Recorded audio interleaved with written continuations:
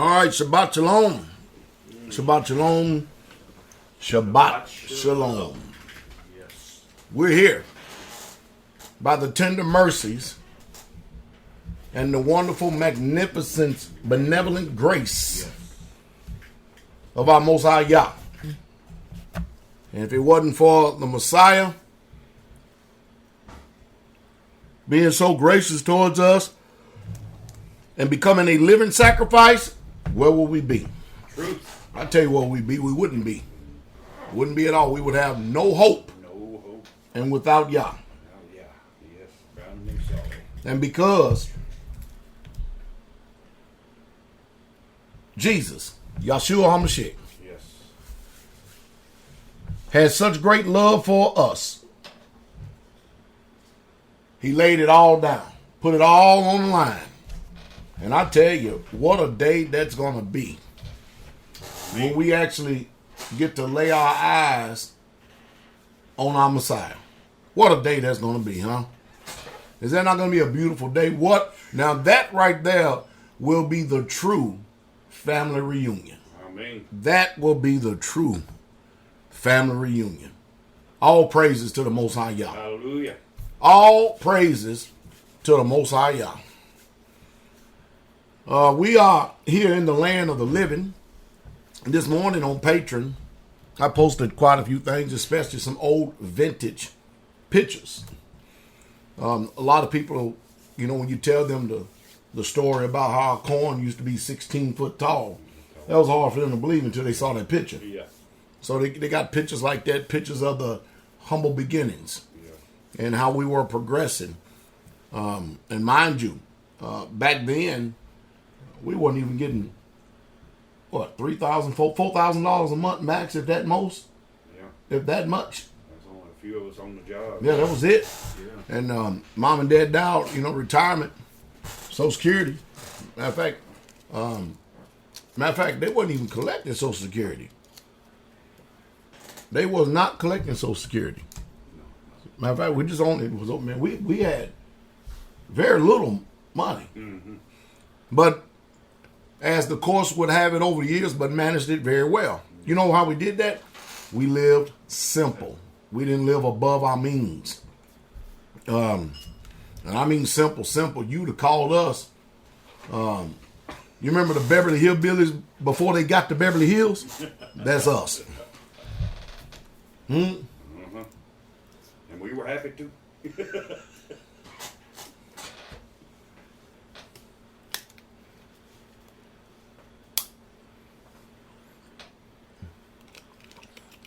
As the old saying go, you can take the country boy out of the country and move him to the city, but you can't take the country out of him. True. Some of you people that are living in the cities, you ought to thank Yah. At least you're going to have plenty of food to eat there. Now, it's not food sanctioned by Yah. You're going to have plenty of rats to eat. Because New York got plenty of rats. Rats and roaches. Rats, roaches. And if you don't think that your spirit is going to be challenged, you got another thing coming. You remember that song? Yeah, Judas Priest. Yeah, you got another thing coming. And I was getting ready to ask Brother Vernon who sung that one, but you already done let it out. He's probably done heard it, though. And so, therefore, you should make wise moves. Teacher Shane, I was in here sitting and listening to some segments of yesterday evening's broadcast. And, of course, you have to understand, we be in it. And so it ain't funny to us. When we go back afterwards, man, we be rolling in here. And I think it's because it's just so much truth that's coming forth, if you understand what I mean. So much truth coming forth.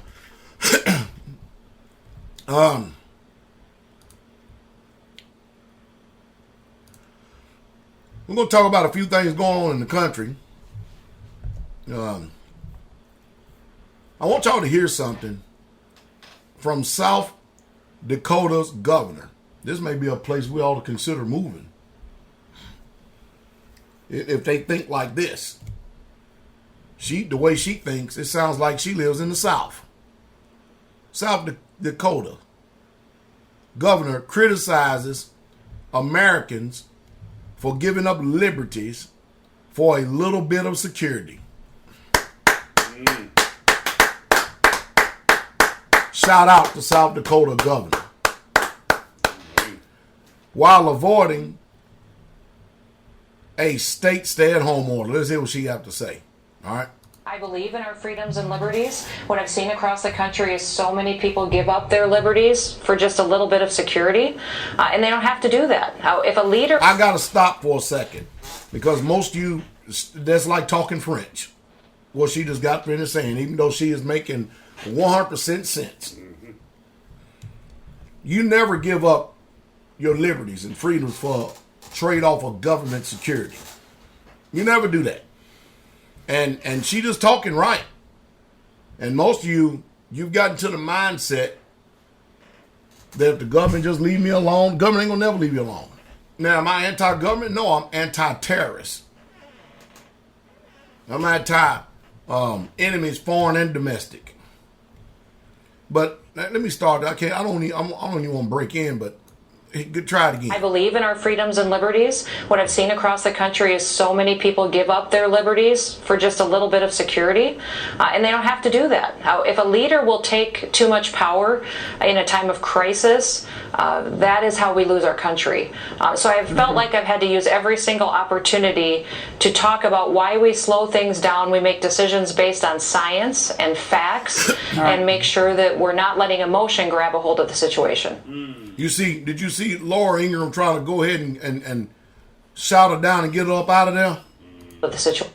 I tell you, man, who's that governor right there? We need to put a bid in that she run for president of the United States, since they ain't got enough men that's got enough testicular fortitude. And Husper, she got more than all of them. She got more sense than all of them. That's the way that governors should be talking. Now, I did like the way that President Trump said about the people up there that stormed the city capitol in Michigan. He said they were good people, and the governor should try to negotiate with them.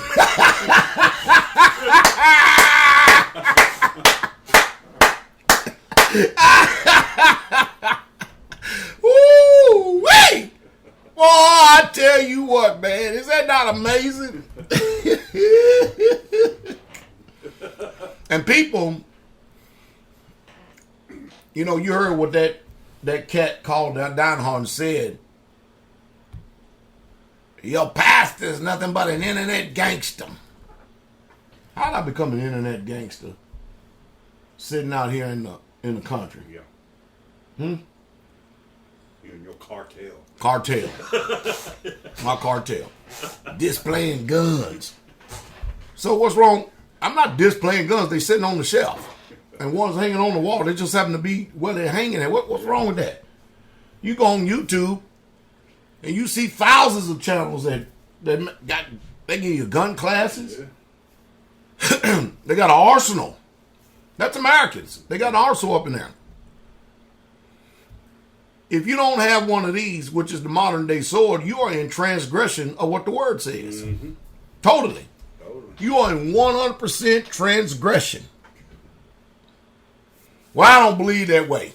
Nobody asked what you believe. Yes. That's the problem we got today.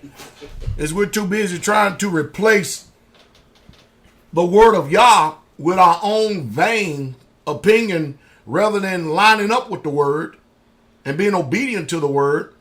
We're too busy trying to shape the word and mold the word to suit our selfish self. Now, I know that I say a lot of things, a hell of a lot of things that irritate the living daylights out of people, make people mad. As a matter of fact, I heard on the Sisters broadcast, one sister called in and said, I had a rough time listening to Pastor Dowell. You know how he is.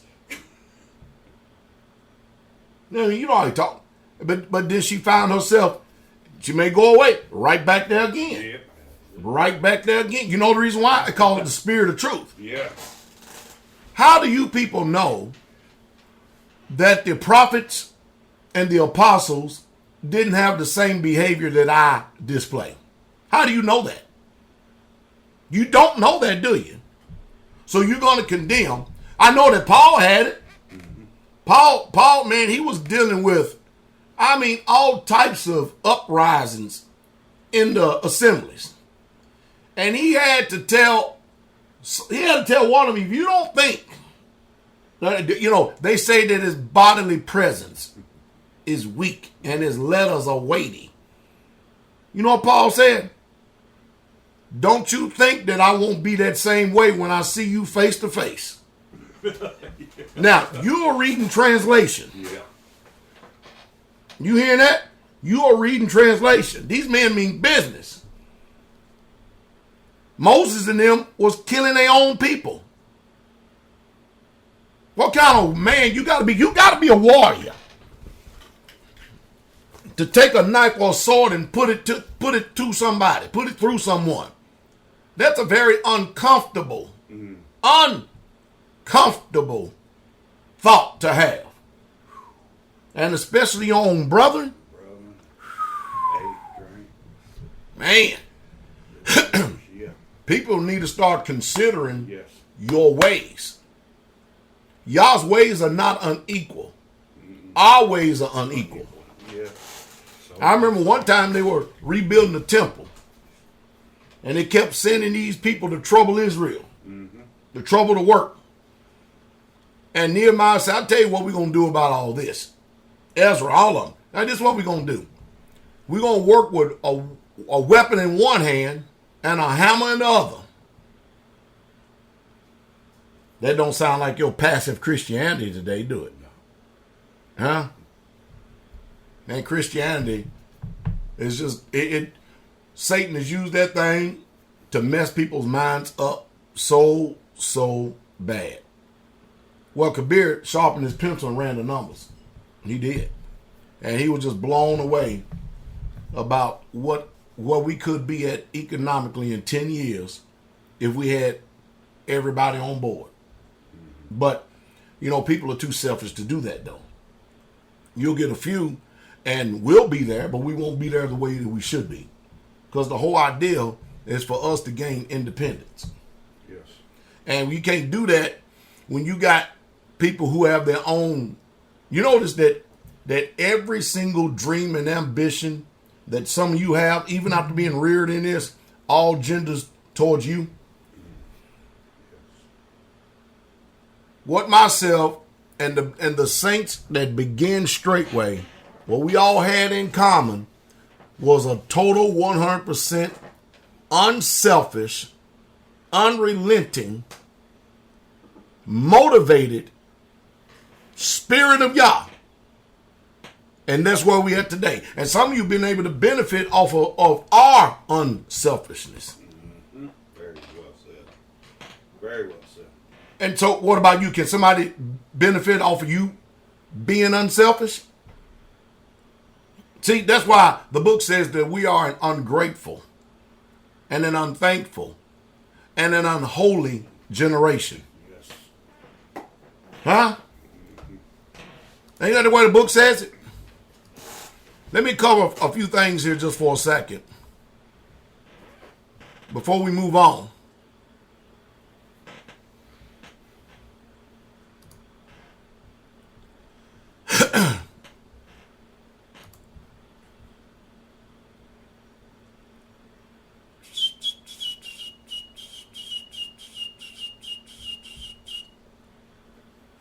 Mercy. Looking at a few things here for a second.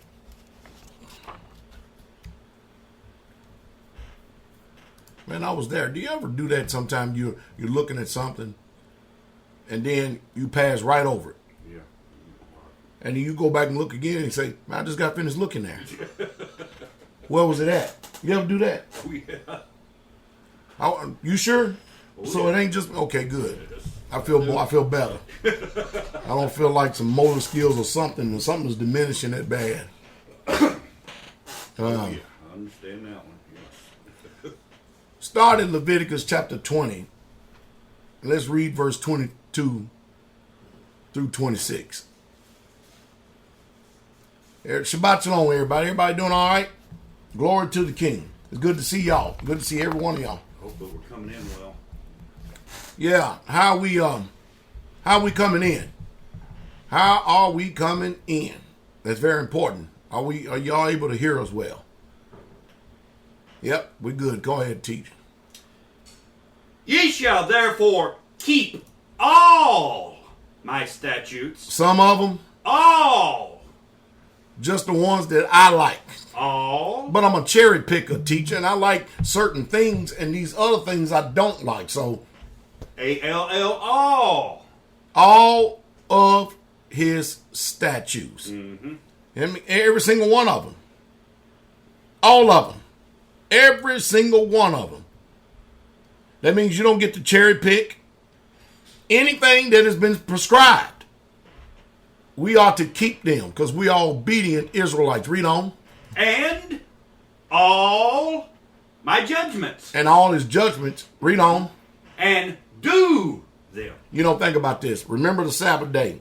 The opposite of remember is forget, right? And I guess we done adopted the same attitude on this right here. We don't have to do them. You know what I mean? After all, when you get Christianity relaxing everything, we're not under law. You know what I mean? And granting you total absolution. It's any wonder that the Most High Yah is even going to find faith when he come back on the earth. Read on. That the land, whither I bring you to dwell therein, spew you not out. Now hold that for a second.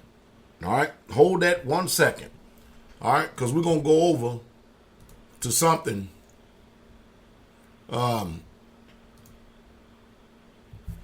that I had sent to me this morning. All right?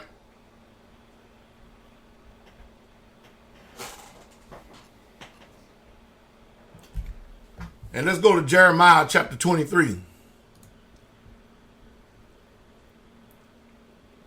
And let's read verses 1 through 4. The verses that were sent to me was Jeremiah 23 verses 3 and 4.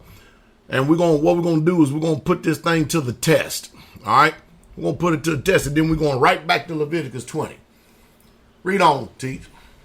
Woe be unto the pastors That do what? that destroy and scatter the sheep of my pasture. Well, that doesn't apply to Pastor Dowell. Because I'm not destroying anything. We're building. Amen. Huh? We're building. So and the sheep are not scattered. Matter of fact, they're trying to gather to us. Come on. Saith Yahweh. Therefore, thus saith Yahweh Elohim of Israel against the pastors that feed my people. You hear this? This is against the pastors that feed my people. So you can't include Kenneth Copeland in this because he's not in Israel. No. Are you following me? All right, these are charlatans. There's like a lot of people. Read on. Ye have scattered my flock Uh-huh. and driven them away, Driven them away. Come on. and have not visited them. When you scatter them, you driven away, you didn't even go and check out and see how they were doing. Come on. Behold, I will visit upon you The what? the evil of your doings. You hear that? This is an indictment against wicked shepherds, wicked pastors. Come on. Saith Yahweh. Uh-huh. And I will gather the remnant of my flock. Wait a minute. Look at this. Let's associate this and bring it up till today. And let's see if we fit this bill right here. Straightway as a whole. Because remember, you may be listening to my voice, the voice of one crying in the wilderness. But you're really, truly, your spirit is hearing his voice, not mine. There's a communication that takes place after these words leave my mouth and they enter into your ears. The Ruach begins to speak to you. He is the one that's convicting. He is the one that is wise. All right? All we are tools and instruments. Yes. That's what we are. I mean, Easily to be read of all men. We put forth the word of Yah so that you can have a clear signal and hear a clear voice. Read on. and I will gather the remnant of my flock out of all countries. Out of some of the countries. All countries. And the reason why I said that, because they knew we were going to be scattered. That's why prophecy is due. Come on. Whither I have driven them. And Yah is the one that driven us right out of the land because we had no respect for the land. Therefore, we were serving our enemies. Come on. And will bring them again to their folds. Now, he said he will, after he done scattered them and driven them away, he is going to bring them again to their folds. Look at this. And he's also going to tell you how he's going to do it. Read on. And they shall be fruitful. Now, the one, hallmark side, you're going to be able to know that they're going right back to the fold, to the right way, is because they are going to be fruitful. Is that right? And what else? And increase. And they're going to increase. Not why you think I stay on this, on us not participating in the credit-based, debt-based society that America has given us, because the borrower is a servant to the lender. Yes. And there's no way we can be free paying interest to these people. Amen. Now, I'm not making any sense. There's no way we can be free paying interest to these people. Read on. And I will set up shepherds. He's going to set up what? Shepherds. Yah is the one who said he was going to set up shepherds. First, he's the one that has driven his flock out of all these countries. And then he's going to bring us back again, wherever he's driven us. He's going to bring us back again into their fold. Mm-hmm. And he said we're going to be fruitful and we're going to increase. Is that what he said? Mm-hmm. All right. And the way he said he's going to do that, this is after you get to the fold. Yes. He says, and I will set up shepherds under them. Over. Beside them. Over. We have a democracy, and whatever opinion that is the best, that's what we'll pick. Over. Oh, so this is not a democracy. Mm. Over them. And what these shepherds supposed to do? Which shall feed them. Uh-huh. And they shall fear no more. They'll fear no more. Nor be dismayed. Nor be dismayed. Neither shall they be lacking, saith Yahweh. Well, looks like that's what's going on now. And just like Elder Ricard said with GOCC, you found out at least one shepherd in this land that if you would have obeyed what we've been telling you over the years, you wouldn't be in the condition that a lot of these people have noticed. This is a trial run. The big one's coming. The big one is coming. Let's go back over Leviticus. The big one is coming. Are y'all hearing me? All right. Read on. Leviticus what, chapter 20. 20. And we was at, let's go to 23. Okay. And ye shall not walk in the manners of the nation. Y'all, so we know we're not supposed to be like the Americans. Mm-hmm. We're not supposed to be like the Italians. Amen. Or the Brits. Amen. Or the Mexicans.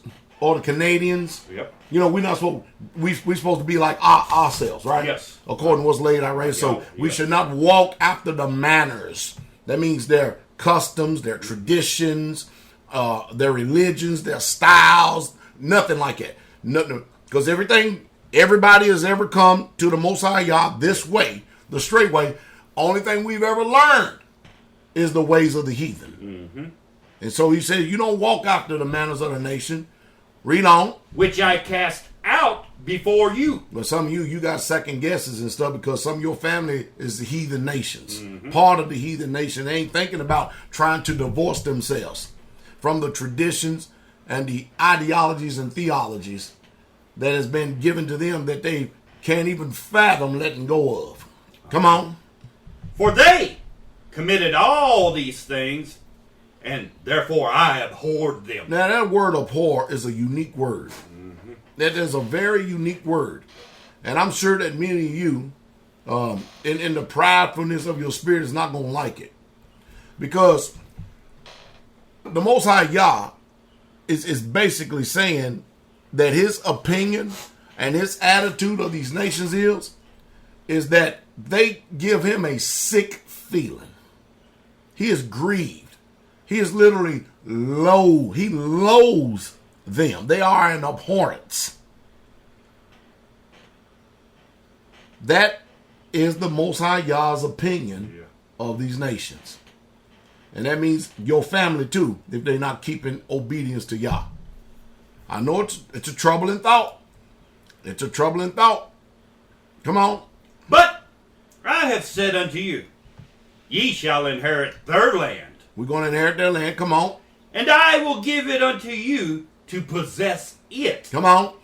a land that floweth with milk and honey. See, read on. I am Yahweh, your Elohim, which have separated you from other people. So, let me see. Y'all's pretty occultic then, isn't he?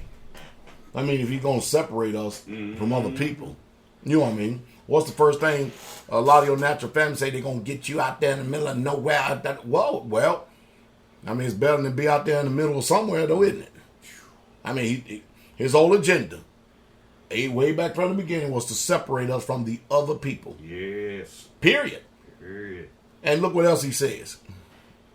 Ye shall therefore put difference between clean beasts and unclean, and between unclean fowls and clean, and ye shall not make your souls abominable by beast, or by fowl, or by any manner of living thing that creepeth on the ground, which I have separated from you as unclean. That's why y'all got to get out of these cities, because y'all going to be eating rats when ain't no food available. I'm telling you, and you're going to swim up and down as chicken. We put a difference between clean and unclean. Yes, we do, because we don't want our souls abominable to the Most High Yah. Read on. And ye shall be holy, We shall be set apart unto him. Come on. for I, Yahweh, am holy, and have severed you from other people. Notice he said severed. Severed. Severed. Y'all hear that? I've severed you from other people. Come on. That ye should be mine. Now, there's no way that you could continue to keep living after the manners of the Gentiles, soaking and immersing yourself with the customs and the traditions of the Gentiles, and actually sit up there and say that you're his. It's impossible. They said, why you think the Most High y'all got us out here? In the middle of nowhere. Come on. Amen also? Oh, that's good. That's good. Yeah. All right. So, y'all see what's going on, right? Y'all see clearly what's going on, what the Most High Yah has done with us. And we got to take this thing serious. All right? Today, we're going to talk about euphemisms. Euphemisms. All right? And, of course, now what a euphemism is, it's a mild or a less direct word. Notice, follow me real close. It's a mild. We often say that it's been sanitized or watered down, or the meaning that is meant to bring forth a concrete understanding has been relaxed. So a euphemism is a mild or less direct word substituted for the one that is harsh or blunt. You know how many things in this world, in this society, you consider to be harsh or blunt simply because of your social conditioning? Ooh, good word. Are y'all listening? Your environment, whether you like it or not, has a direct impact on the way that you perceive and the way you think. It does. It has a literal direct impact. And these things need to be challenged. Yes. And what needs to be accepted is the way of Yah. So, it's a direct word substituted for one that is harsh or blunt when referring to something unpleasant or embarrassing.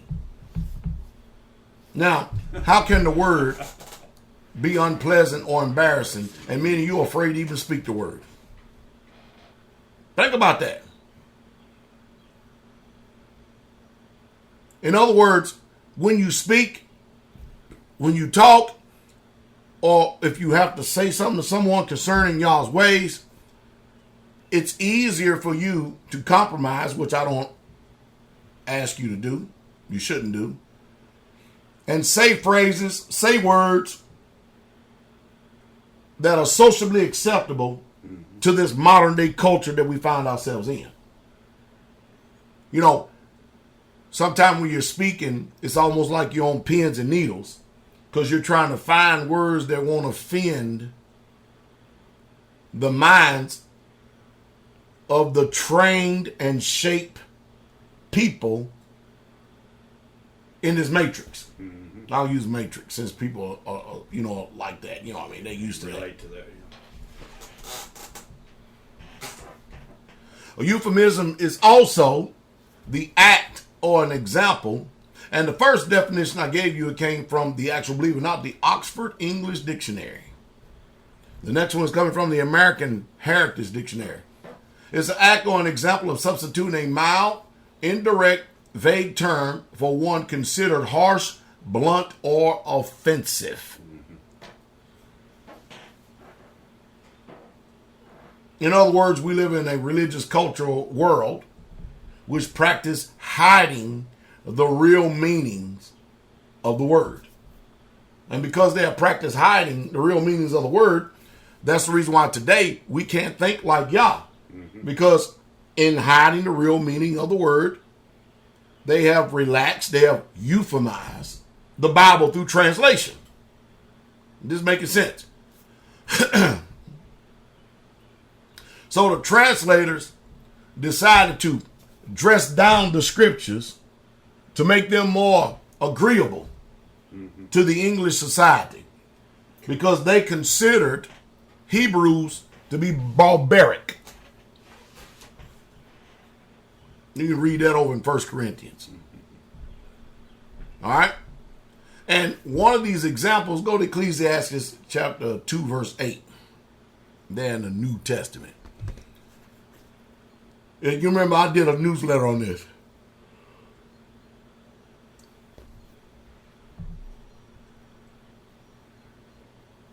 Read on. I gathered me also silver and gold. What do you gather? Silver and gold. He gathered silver and gold. And the peculiar treasure of kings. Of kings. And of the provinces. And of the providences.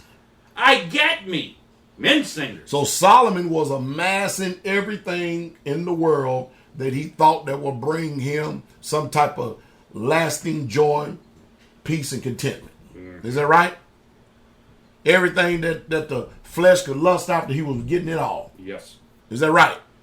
Is that right? That's right. All right. And read on. Got me men singers and women singers. Uh-huh. And the delights of the sons of men. Is what? As musical instruments. Now hold on here for a second. Hold on here. You see, if it wasn't for your pastor exercising a little bit of self-autonomy here, all right? You know, always thinking outside the box. I decided to look at this musical instruments thing. And it's Hebrews 7:705. Shaddai. And you know what it says? In other words, the translators, should I say euphemism or did they euphemize? Probably both. Yeah. Yeah. They euphemize the word because it's less favorable to the English construct. Mm-hmm. So they relaxed it, they watered it down, they made it socially acceptable. You know what I mean? They gave a very hypocritical perspective and viewpoint because they know that people are not going to actually study to show themselves approved. They know that. But the definition, according to the Brown Driver Briggs, for musical instruments is concubine or wife. A wife. A mistress of a house. Of all sorts. And then at the end of it, they put musical instruments. Now you tell me, damn it. Does your wife look like a damn 6-string banjo? Something that you can play? You see, this is how nonsensical this stuff is. I mean, have you ever blew on your wife and she sounded off like a trumpet? I wouldn't advise you, but have you ever beat her and she sounded like a drum? See, this is the carnage. This is the mental raping that they've done. And mind you, if they did this just in this one area, what kind of audacity and arrogance would they have to even just go even farther? Mm-hmm. Because this changed the whole meaning of the whole entire script. Because we know that Solomon had him plenty of wives, plenty of concubines. But they had to put in their musical instruments because, you know why? They were ashamed of the lifestyle of Solomon.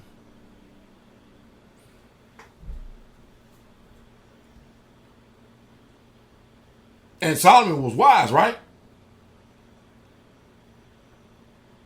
It's so sad. It is so sad.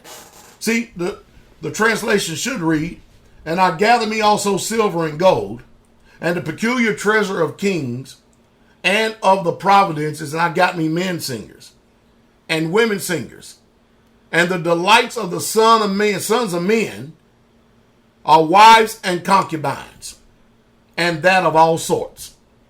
That's the proper translation. But however, you know, when you go to the Young's literal translation, you know what it says?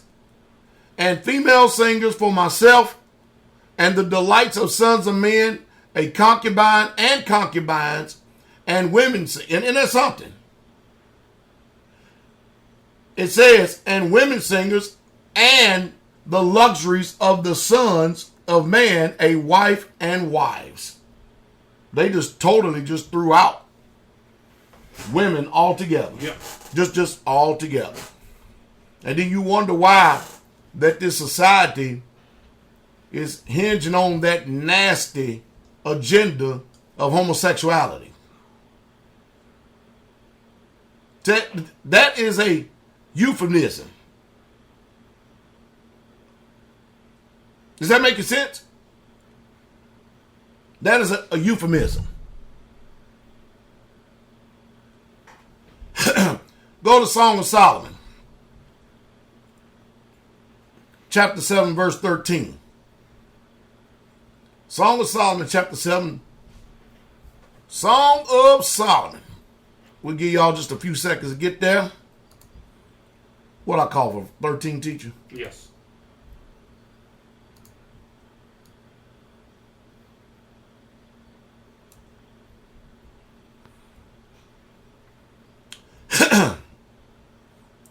Here's another example of a euphemism of the male sex organ. Read, teach. "The mandrakes give a smell." Let's stop. I'm sure it does. But according to the Hebrew 1736, the mandrakes are the love apple as exciting sexual desire, favoring procreation.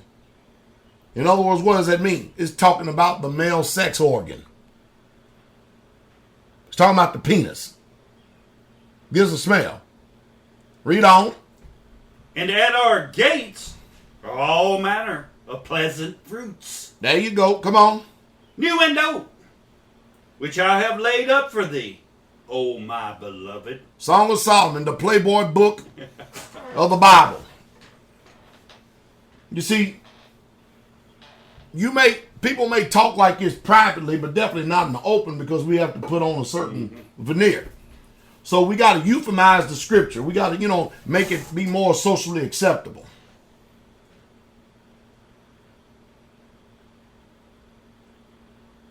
Genesis 16:4, and believe me, we're getting somewhere with all this.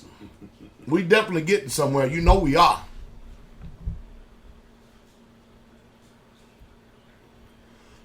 Read on. "And he went in unto Hagar." Why don't he just say he just had sex with Hagar? Come on. "And she conceived. Mm-hmm. And when she saw that she had conceived, Read on. her mistress was despised in her eyes." Her mistress was despised. See, now, went in, that's good. We all understand what they're saying. But why don't they just say they had sexual intercourse? Instead of sanitizing stuff, trying to make it more socially acceptable. See, again, the Hebrew language is concrete. All other languages are abstracts. The Hebrew language deals towards concrete. Things you can see, hear, smell, taste, and touch. Very tangible, All right, does that make sense?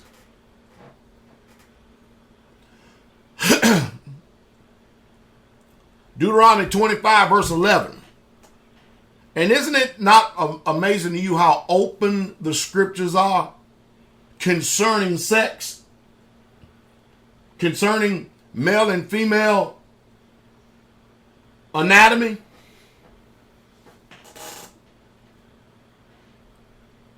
Deuteronomy 25, verse 11. Read on. When men strive together, When one they do with what? another, when men strive together, Come on. with one with another, and the wife of the one draweth near for to deliver her husband out of the hand of him that smiteth him, and putteth forth her hand, and taketh him by the secrets. Now, again, there's another example of euphemism. Secrets. Because when you look at that word, secrets, according to the Hebrew, which is Hebrew 40:16, meaning that they grabbed him by the private parts or the genitals. They grabbed his balls. Balls, yep. Straight on. Believe it or not, people used to make covenants by grabbing balls. Mm-hmm. Imagine how we think about that day. You get it? I went to construct today. Oh. See, translation do not stay. What they don't do is they don't stay away from sex too long, lest Satan tempt you for your lack of sexual intercourse. Mm-hmm. More of a euphemism for the male sex organ. Ezekiel 23:20. And you know, you could tell that the Roman Catholics had their hand in on this, even though they are some of the most detestable, vile, sick people that there are on the face of planet Earth. Vile, sick people on the face of planet Earth. That's what they are. Y'all begin to understand. So whenever you're reading the English translation of the Bible or scriptures, you need to be reading that with a critical eye, a discerning eye. You need to be almost like an investigative reporter. Read on. For she, Ezekiel 23:20, for she doted upon their paramours, whose flesh is as the flesh of asses, and whose issue is like the issue of horses. All right now. Y'all hear that? Paramours is Peleas. Peleas. All right? Hebrews 63:70. A concubine. All right? Flesh, the body of human, male organ. And the issue was like the issue is the seminal discharge that actually comes, meaning the penis. That's some sanitation, isn't it? That's some serious sanitation. No wonder we can't understand the Bible and it seems like it's the these, the thous, the does, the uhs, and what? We're all over the dang place. Now, when we read, believe it or not, the damn NIV, it says, and she lusted after her lovers whose genitals were like those of donkeys and whose emission was like that of horses. That's rated R. Yep. And she longed for lewdness for her youth when in Egypt your bosom was caressed and your young breast fondled.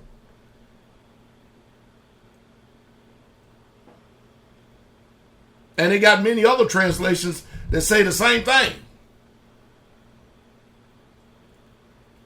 It's the exact same thing.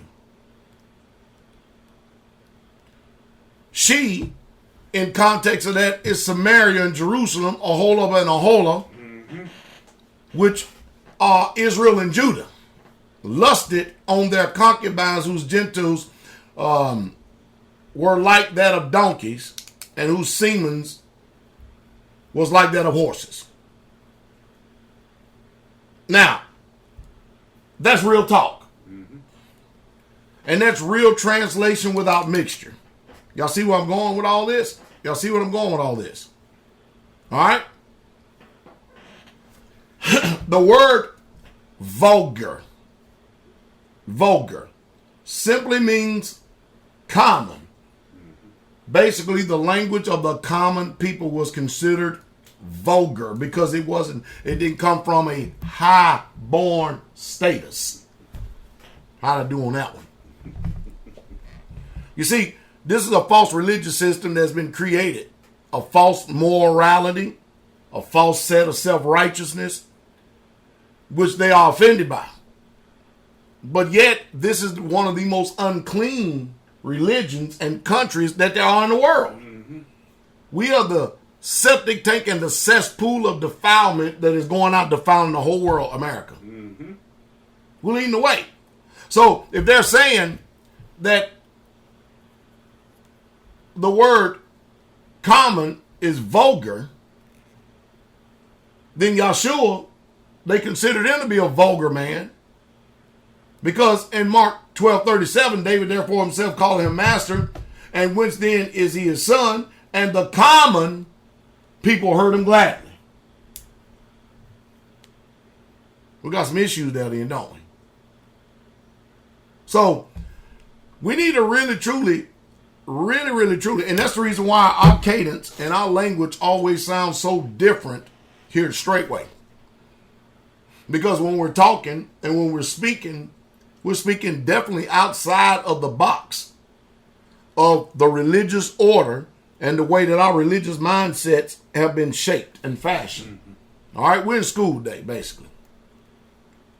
All right, we're basically in school.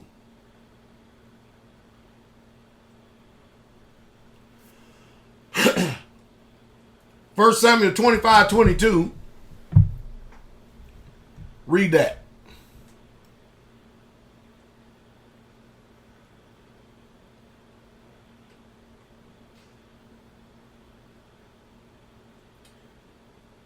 So and more also do Yah unto the enemies of David. Mm-hmm. If I leave of all that pertain to him by the morning light any that pisseth against the wall. That's making a reference to men. That he's going to kill every man that piss against the wall. Go to verse 32, same chapter, and read through verse 34. And David said to Abigail, Blessed be Yahweh Elohim of Israel, which sent thee this day to meet me. And blessed be thy advice, and blessed be thou, which hast kept me this day from coming to shed blood, and from avenging myself with mine own hand. Mm-hmm. For in very deed, as Yahweh Elohim of Israel liveth, which hath kept me back from hurting thee, except thou hadst hasted and come to meet me, surely there had not been left unto Nabal by the morning light any that pisseth against the wall. So in other words, what we're doing is we're watching basically whoever translated the Bible, the same attitude of these people today. You often hear me say this phrase over and over again. The people are more concerned about having clean mouths while their lives are filthy as hell. Mm-hmm. You often hear me say that. I mean, that's what we look. That's the hypocrisy of this world. That's the hypocrisy of religion. So when y'all hear me on here speaking so common or vulgar, at least one thing, I have more of a veil of decency than these other people do. At least I love you enough to tell you the truth. And the common people in Yahshua's day heard him gladly. True. I mean, no Think about that for a second. Go to Isaiah 64, verse 6. The whole idea of today is to hope to retool and reshape your minds to think the way that the book says. Because y'all hear me say phrases all the time that is very offensive. Because I'm not euphemizing the word. No. in preaching either. Read on. But we are all as unclean things. Uh-huh. And all our righteousnesses are as filthy rags. Okay, now let's stop for a second. If all our righteous are as a filthy rag, and that's what it says, then what did Yeshayahu actually say? Mm-hmm. I'm asking again. What did Yeshayahu actually say? Because, I mean, if all our righteous is a filthy rag, there's a rag that is more filthy than all the rags on the face of planet Earth. Well, let's go find out what it says. Hebrew 57:08. All our righteousness are as a menstrual flux, a soiling.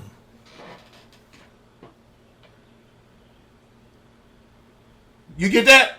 In other words, all our righteousness is just like a woman when she's menstruating. Bloody discharge. A bloody discharge. That is what is called filthy rags. Think about that for a second. Yeah.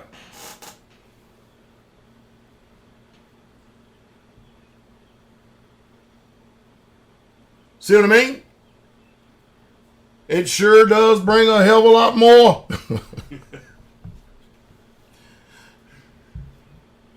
Oof, to it, don't it? Yeah.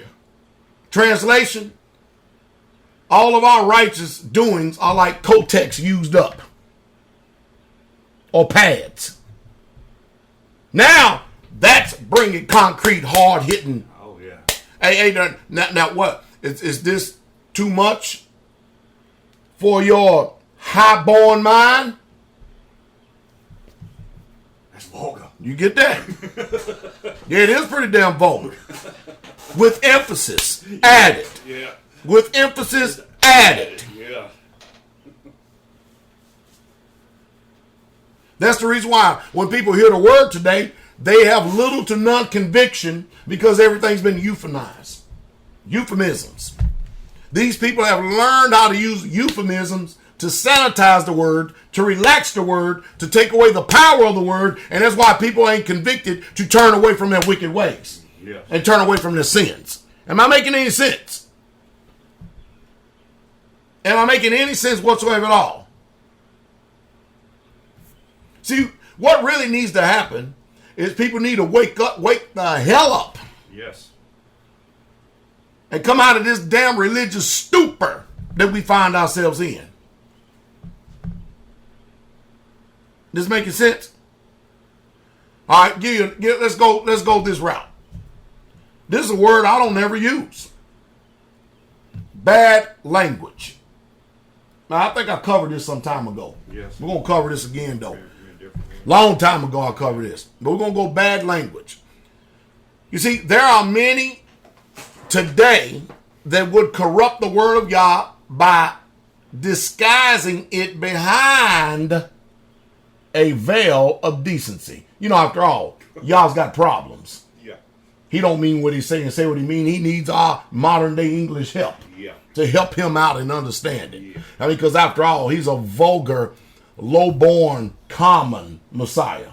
You understand what I mean? And so we English people are high-born, and so we got to help him out a little bit in his speech. See what happens when we have cross-cultural analysis here? Who defines what's decency and what's not? Society or the Hebrew Yahweh? I say Hebrew Yahweh does. Yes. Creator. Now, Yes. etymology. You can go to Etymology online and get the definition of a lot of words. But etymology, the history of a linguistic form, such as a word shown by tracing its development since its early recorded occurrence in the language where it was founded, by tracing its transmission from one language to another. Now, for the sake of not shocking you, because I know we got children listening, and we still have been keeping it very decent according to our Hebrew culture.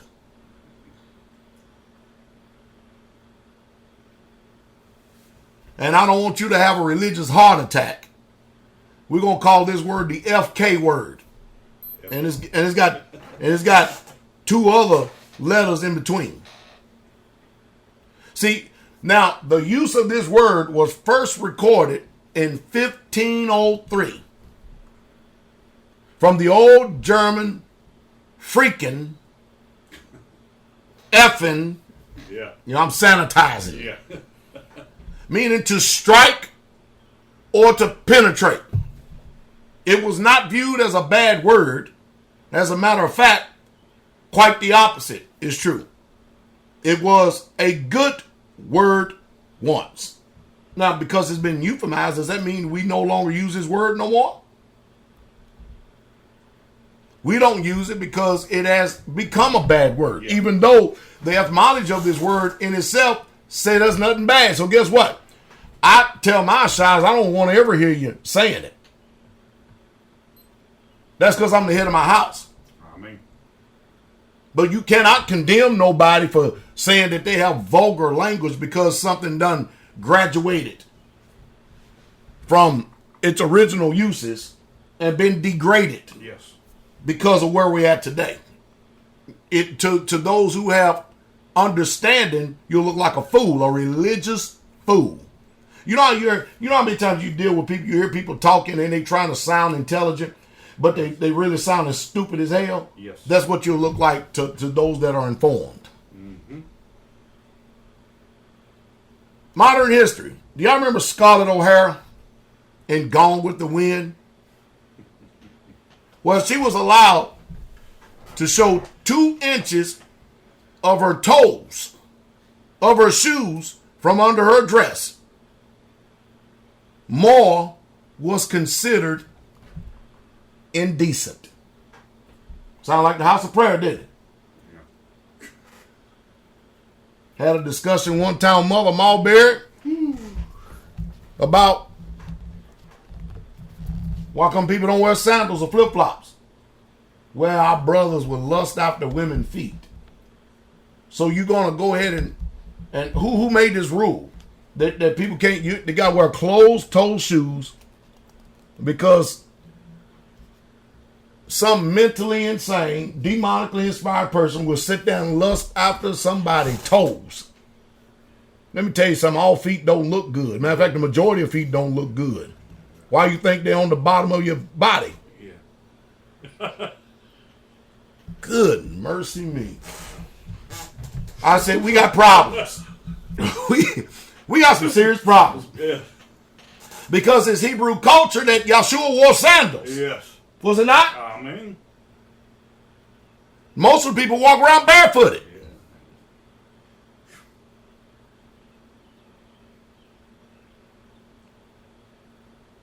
I got an ultimatum for all you high-born speaking English people out here. You halfway civilian savages need to leave me the hell alone. That's what you need to do. And stop judging me. Amen. Because the more I keep talking like this, you should figure out the more stupid you been. Modern history, over the years, pregnant has been masked by many different euphemisms.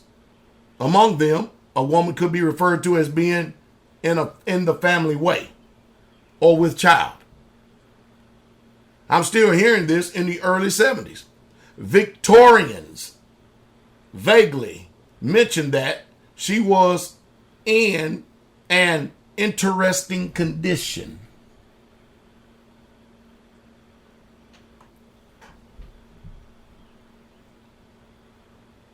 Is this way you become so self-righteous and become so religious that you're no earthly good? Yes. You know what I mean? Uh-huh. That fits well. So today, the King James Bible that we're reading, if it's not the original 1611, we're reading the 1833. The 1833 KJV. Mm-hmm. You're reading the Noah Webster cleanup version. You know, he bought in the broom. Start cleaning things up. Sanitize. That's what he did. He sanitized the word. It's pretty bad, isn't it?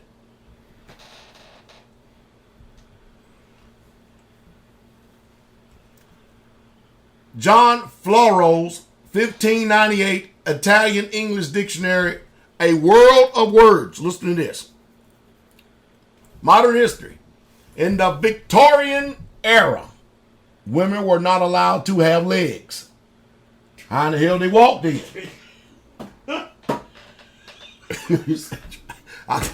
I'm giving you sources now. Don't tell me I'm making this stuff. Don't tell me I'm making this stuff up. The only acceptable word was limbs.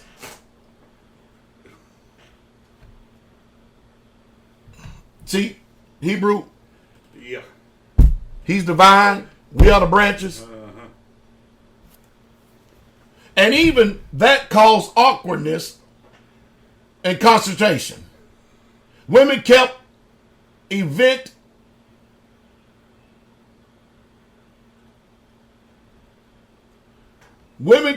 feet.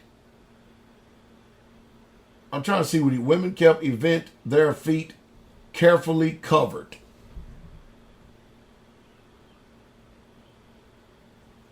There's two things going on. Either they didn't have no toenail clippers, or they didn't have one of these damn rock sandstones to be able to get all that toe jam off of them and all that extra dead skin off the bottom of their feet. Something had to be going on.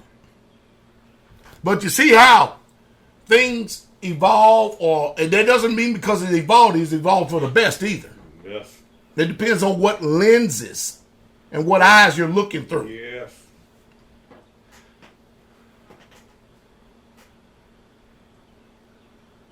Let's go to Exodus 21 verse 2. Everybody doing all right?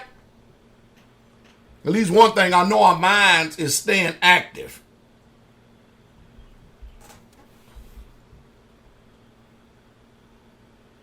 Do people really have foot fetishes? Well, in this day and time, yeah.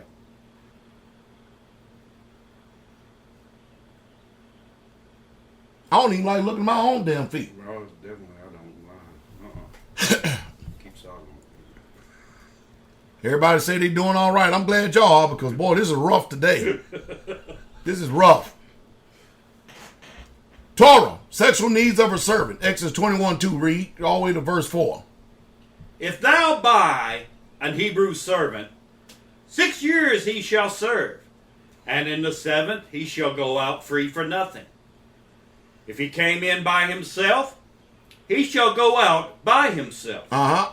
If he were married, then his wife shall go out with him. Okay. That means if this man came in, right? Mm-hmm. As a servant. Is that right? Mm-hmm. Then his wife can go out with him. Mm-hmm. Come on. If his master had given him a wife, and she had borne him sons and daughters, the wife and her children shall be her master's, and he shall go out by himself. So what was this doing? This was a provision and an example of a loving Yah making a provision for a man's sexual needs. As a servant who would not have the money or the finances or means to be able to acquire a wife. Mm-hmm. So he gave her one. So his master, under the permission and sanctions of the law, the Torah, allowed him to lend him one of his servants. And again, I ask, how does this strike your American mindset?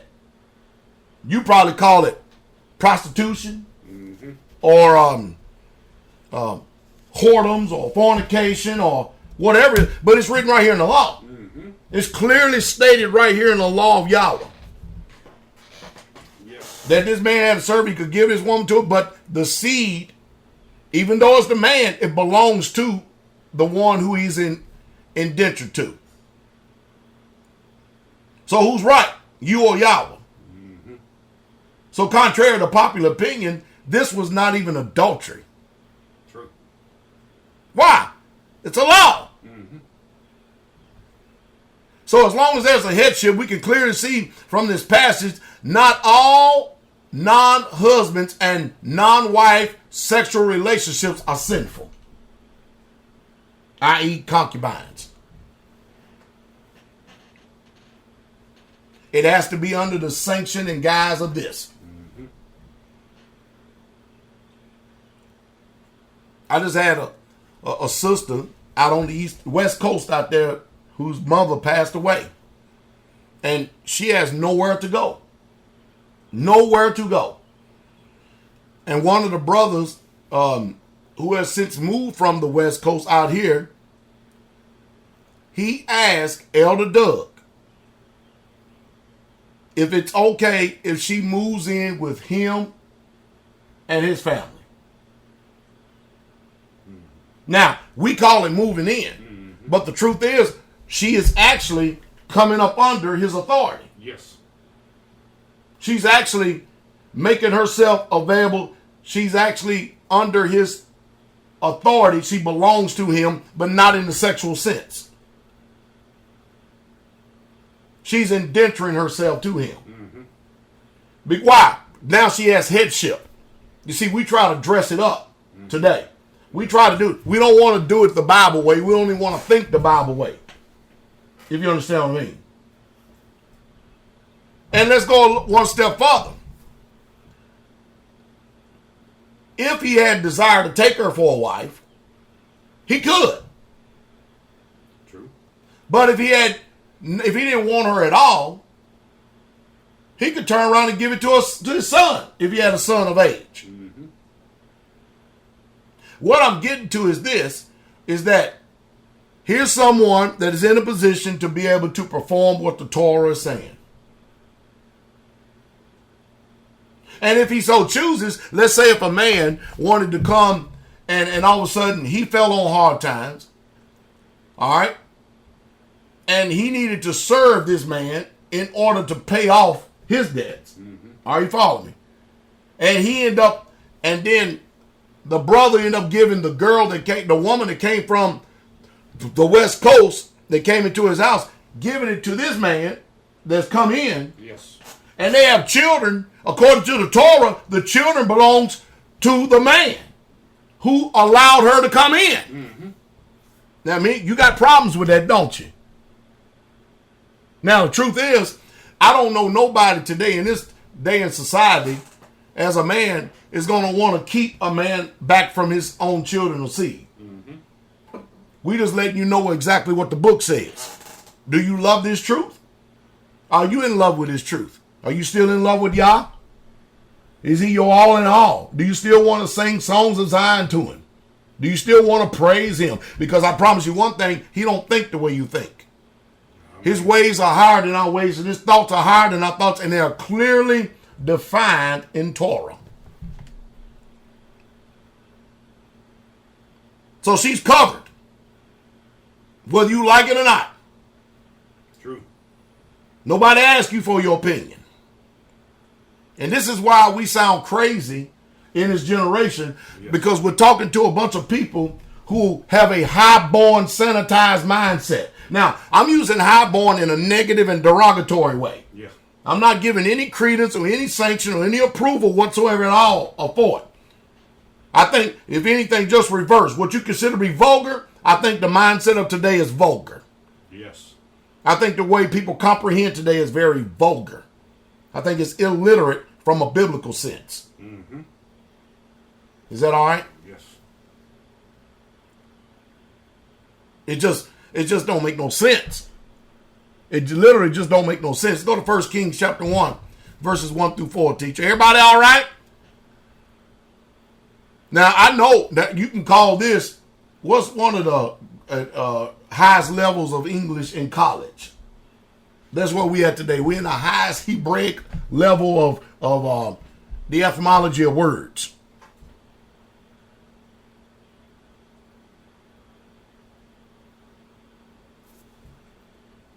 Go ahead and read, teach. 1 Kings 4:1. 1 Kings chapter 1. 1. Yeah, Okay. I'm sorry. 1 Kings chapter 1, verses 1 through 4. Okay.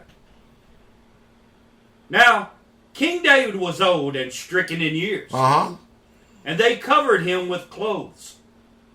But he got no heat. He got no what? He got no heat. He was cold. He was cold, yes. He was cold. He got no heat. Come on. Wherefore his servants said unto him, Let there be salt for my master, the king, a young virgin. Now, the thinking of the, who you'll call it, his counselors back then, was saying, now, we know that David loved young women. We know that. Oh, yeah. And if it ain't his time to go, he finna warm up real fast. Yeah. If it's his time to go, he gonna stay cold. Yes. So, what was the purpose of them? Think about this. Think about this now. Think about this. They didn't seek for his wives or his concubines. Are y'all listening? Are y'all hearing me? It didn't add, he had plenty of wives or concubines who could have came and warmed him up. But it didn't say that. No. Read verse 2. Wherefore a servant said unto him, let there be sought for my master the king a young virgin. A young what? Virgin. And do what? And let her stand before the king, and let her cherish him, and let her lie in thy bosom, Uh-huh. that my master the king may get heat. Y'all hear that? Let her go get in the bed with him and let's see if he's going to get some heat. A young virgin. Y'all people sure y'all still want to be Hebrew Israelites? That's the win. Verse 3. So they sought for a fair damsel Not an ugly, a good-looking damsel. throughout all the coast of Israel, And what did they find? and found Abishag, What was she? a Shunammite. She wasn't an Israelite. No, she was a Shunammite. She was a Shulamite. Shunammite. Abishag the Shulamite. Mm-hmm. And bought her to who? The king. Read on. And the damsel was very fair. But she was really good looking. Pleasant to the eyes. And what? And cherished the king. And she loved the king. And ministered And she ministered to him. to him. But the king knew her not. Many of y'all would call King David a dirty old man, wouldn't you? That ain't what the Hebrew custom was. But David, no matter how hot, no matter how good looking this woman was, no matter what she said, no matter how much she loved him, the king knew her not. So they knew, guess what? David is on his way out. Yeah. Oh, that was a test. Boy, try that today. Boy, y'all Gentile, European, and centric mindset, y'all will come unhinged, unglued. All types of theories and philosophies and theologies and ideologies would all come up. Fears and all. Oh, yeah. Yeah.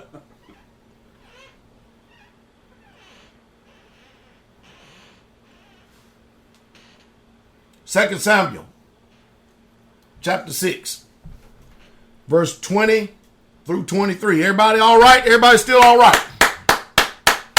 We won't be before you too much more longer. I hope y'all enjoying this. In other words, yeah, this is stuff that need to be talked about because it's uncomfortable. Read. Then David returned to bless his household. Uh-huh. And Michal, the daughter of Saul, came out to meet David and said, how glorious was the king of Israel today, Oh, boy. who uncovered himself. Now, see, this is a woman that is out of pocket. Y'all, you follow me? She's a wife, not his judge, and you talking to the king. Is that right? That's right. Let's read on what the book says. Come on. Who uncovered himself today in the eyes of the handmaids of his servants. And now listen, if anything should teach you women today to guard your mouth, this particular instance will teach you. You better learn how to have rule over your own mouth. Read on. As one of the vain fellows shamelessly uncovered himself. And David said unto Michal, it was before the master, which chose me before thy father, and before all his house. You see, in other words, she was looking through the lenses of you exposed yourself so that all these other women can be looking at you in Israel. David said, I don't know what the hell you talking about. My intent is clear. What I did was dance before Yah. Mm-hmm. You people don't think that Yah will see you when you're in the shower or you're using the bathroom. David said, what I did, it was before Yahweh, which chose me before your father and before all his house. Read on. To appoint me ruler over all the people of Yah, over Israel. Therefore, I will play before Yahweh. You hear that? He played. In other words, man, he gonna dance. He gonna do the electric slide on steroids. He gonna get down. Read on. And I will yet be more vile than thus. In other words, you think that I was vile then? I'm gonna show you what vile is. This is how he talked back to his wife. And will be base in my own sight. That's how I'm gonna get more degrading, even in my own sight. And watch this. And of the maidservants which thou hast spoken of, Yeah. of them shall I be had in honor. They gonna love seeing me cut a food. They gonna love seeing me dancing. I mean, Boy, you women, boy, y'all about to foam at the mouth on this one, ain't you? Dang. Look at this Jezebel spirit, boy. Look at it. You see the way David talked to his wife when his wife tried to assume what his mind was? oh, vulgar, huh? You just trying to draw more people. You ain't seen shit yet, woman. And the ones that you feared, watch this. Therefore Michal, the daughter of Saul, had no child unto the day of her death. She was barren to the day of her death. Woo. All because of this one dang incident. And you know, all women, if they're real true women, they want their reproach taken away. Mm-hmm. Could you imagine dying in this dishonest state? To where you couldn't even have your reproach taken away, all because of the way that you view things through your perspective and your lenses, and you overstep your limits and your bounds to be able to talk to this man. This is the king. Yes. And this is the man after Yah's own heart. The arrogancy, the audacity, the unmitigated God. Boy, how are you American women today on this one? Huh? Boy, I noticed the sisters stop smiling and stop typing in the text messages now. Where are the hearts? Where's the preach pastor at? Look at that. Crickets. David said, you ain't seen nothing. He said, I'm going to make sure I get more vile, more vulgar. I'm going to make sure I'm going to get up and I'm going to shake my ass. So all these women can even love me and honor me and lust after me even more so.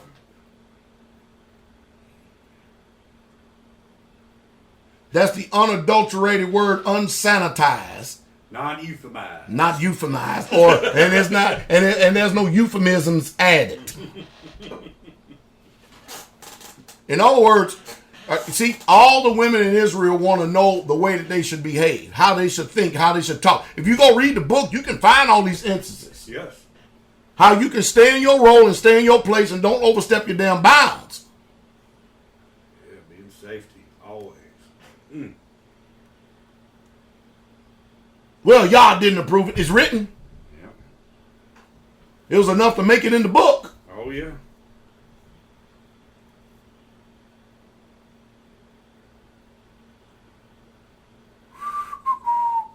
I desire truth in the inward parts. Inward parts. Outward, inward. See what I'm talking about? Everybody, man and woman, Yeah. we got a lot of changing to do of our minds. We really truly do. Our custom, our ways is a hell of a lot higher than these damn ways out here. Yes. Let's go to good lust. Let's deal with good lust. You know, because lust has done become a bad word, a naughty word, a nasty word today. Vulgar. Yeah, it's a vulgar word. But let's just see if it is. Proverbs 11:23. Proverbs 11:23. Everybody all right?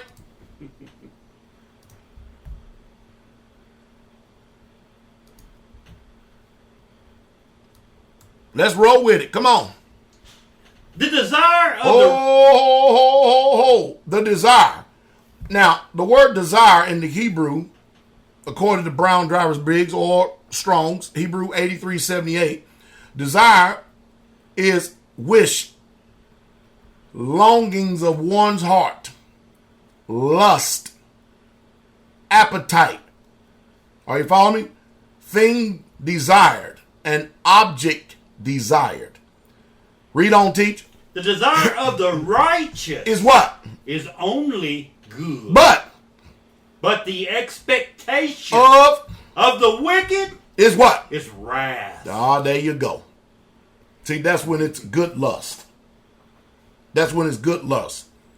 1 Corinthians chapter 12.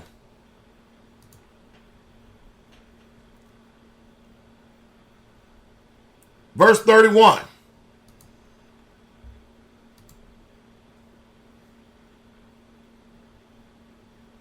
But covet earnestly Ooh, covet earnestly. the best gifts. That means desire as well. Something to be jealous over. Zealous. Come on.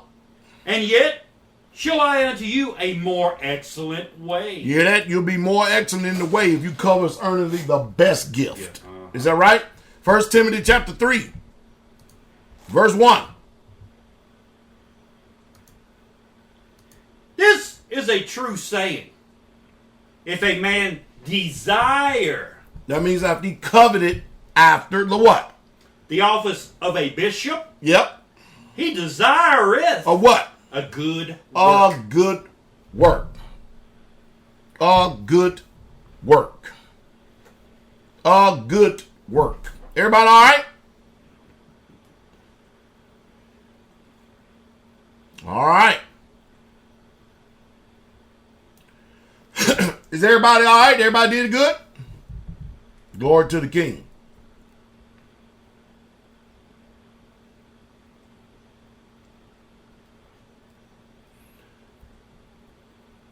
Let's go to Matthew 21:31.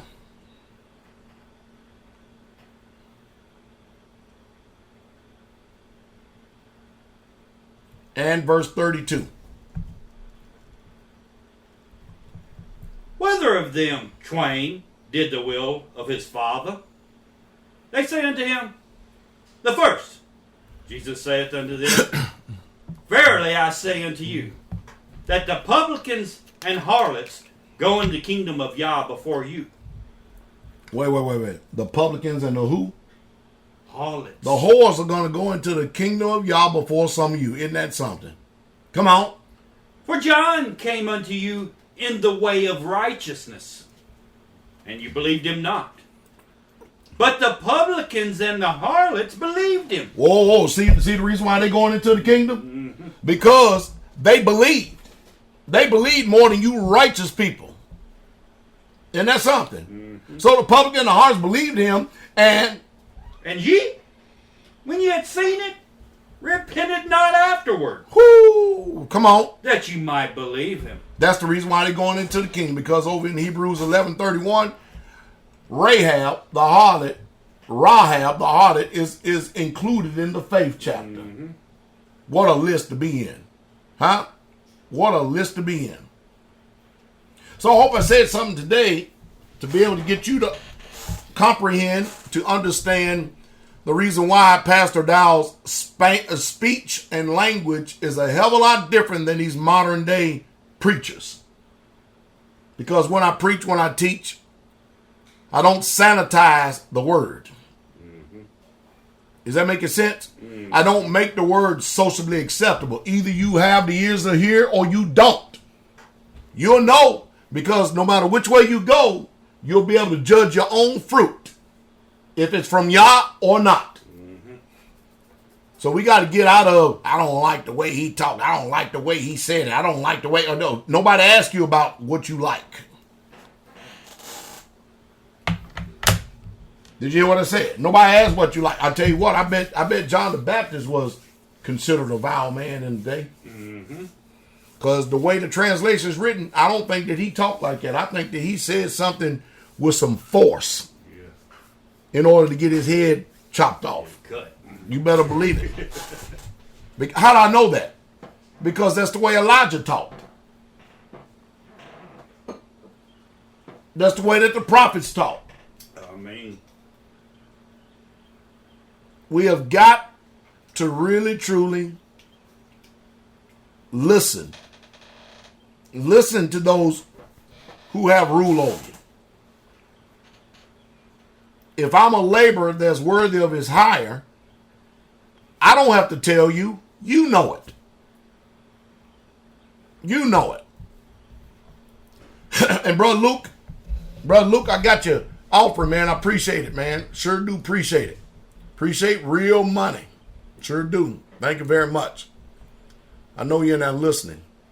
So I hope that everybody somewhat understood exactly how that the word has been euphemized. Or there's a lot of euphemisms in the word. And what we need to do is we need to have a mind of revolt. A revolt against this construct that's been given to us, and get back to our culture. Go to Jeremiah 17 verse 4. Well, y'all welcome.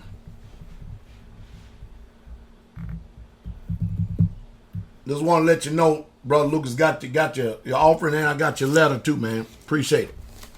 Appreciate the wonderful words. Matter of fact, you know I got it because here's the letter right here.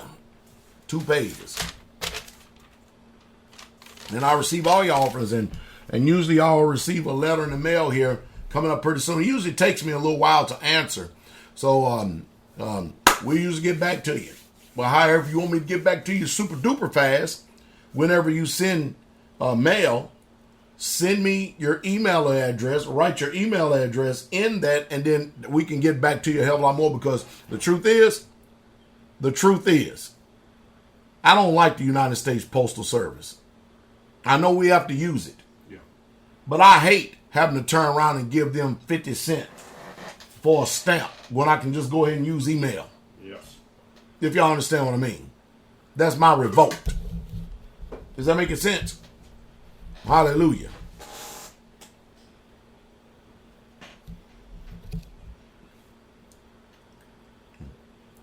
Lord to the King. Amen. I've enjoyed this today. What about you?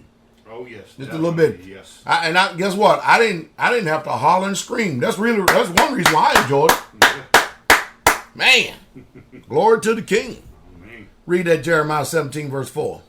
And thou even thyself shalt discontinue from thine heritage. Now, back then, that's what the Most High was telling Jeremiah to speak to the people. And they did. But now we're in the restoration of all things. Is that right? We're in the restoring. So read on. That I gave thee. And I will cause thee to serve thine enemies in the land which thou knowest not. You hear that? So now we're coming up out of this. Yah is bringing us out of this with an outstretched hand. He really is. Mm-hmm. That's right. So they literally, our enemies have sanitized and disinfected the word today. Yes. There they have. What they sorry. Well, I'm going to try to keep from euphemisms today. From the reverse construct, okay? All right? But I hope that people are really, really, really, really, truly are paying attention to all that has been said today. We have a different morality than a morality that they have given us.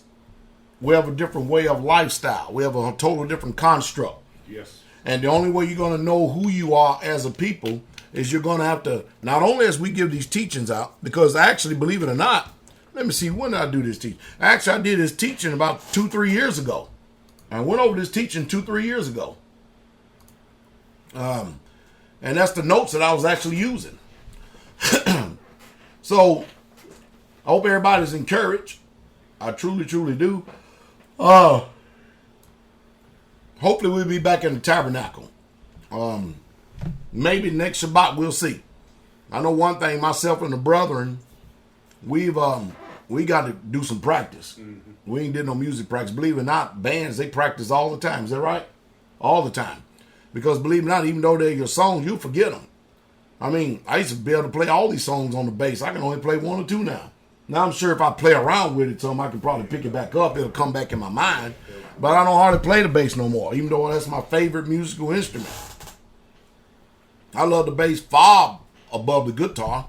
Why? I don't know. I guess it's personal preference. Is there something wrong with me having a personal preference? Nah, ain't nothing wrong with me having a personal preference. I just love the bass. Yeah. Sure do. Used to like the drums, but I don't like them no more because they make me tired. And plus, I be back there giving blood sacrifices and stuff too, man. I think I hit my hand and, my finger get bam. Them things hurt, man. I remember one day, man, I was back there. Every time I lift my hand to play, blood slinging all over the place. Because I hit my hand so hard. And you'd have never known it because I didn't miss a beat. I sucked it up really hard. Anybody ever did that before? Just bite down and just take it and stay the course. Woo-wee! Nah. But we're looking forward, hopefully, to get back in the tabernacle, and we'll let you know. We have to be wise because I told you we are being watched like it's unbelievable. Oh yeah, it's unbelievable. I just got another news source today that the government, somebody up in East Tennessee, somebody decided to trespass on his land and put cameras on, so they can take cameras out there and put it. If we find any camera on our land, I'm gonna shoot the shit out of it. That's what I'm gonna do. It ain't ours. I'm destroying it.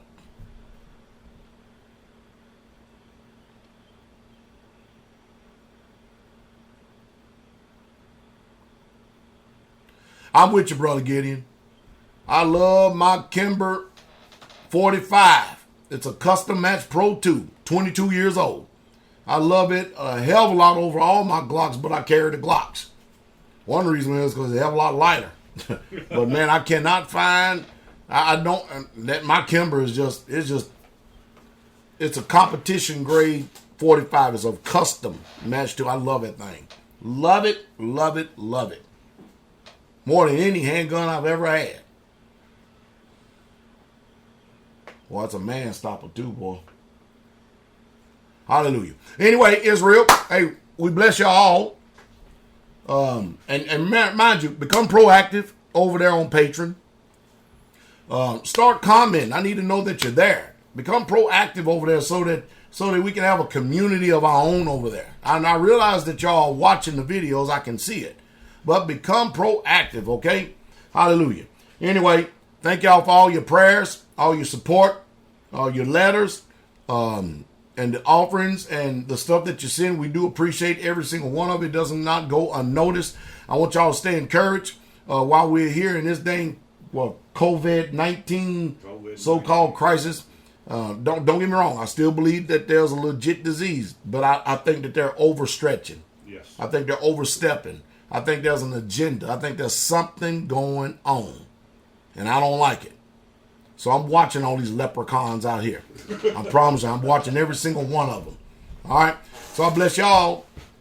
Heavenly Father, we thank you for this Shabbat service. We thank you for this word today. We pray these sayings sink deep down our hearts that it would help put a defibrillator on our mind. Yes. That when we look at your word, that we would truly start doing our own due diligence and our own investigation. Thank you for the Ruach to recognize and know the spirit of truth. We thank you because our names are written down in the Lamb's Book of Life.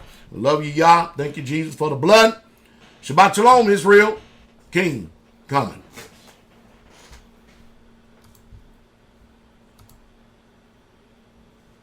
Thank you for using Blog Talk Radio. Goodbye. That's good enough, man.